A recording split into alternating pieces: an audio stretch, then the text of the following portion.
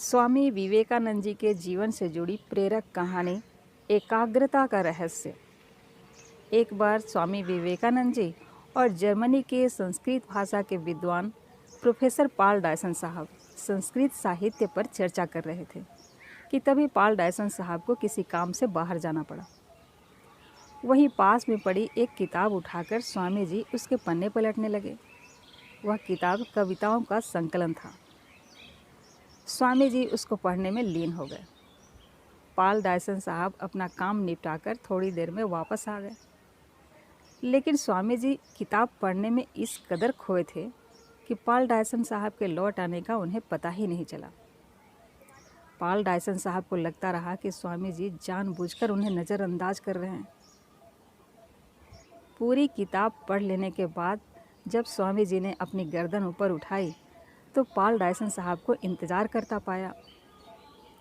स्वामी जी ने कहा, क्षमा कीजिएगा, मैं किताब पढ़ रहा था, इसलिए आपके आने का पता ही नहीं चला। स्वामी जी के क्षमा मांग लेने के बावजूद पॉल डायसन साहब के मन का मलाल खत्म नहीं हुआ। उन्हें लगता रहा कि स्वामी जी ने जानबूझकर उनकी उपेक्षा की है।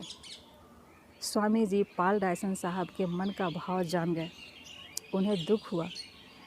पॉल डायसन साहब को विश्वास दिलाने के लिए स्वामी जी ने कविताओं की कुछ पंक्तियां सुनानी शुरू कर दी, लेकिन इसका असर उल्टा ही हुआ।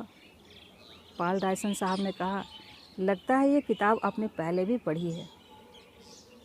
पॉल डायसन साहब के ऐसा सोचने के पीछे कारण यह था कि 200 पन्नों वाली किताब कोई व्यक्ति इतने कम समय में पढ़ ले, ये संभव नहीं है।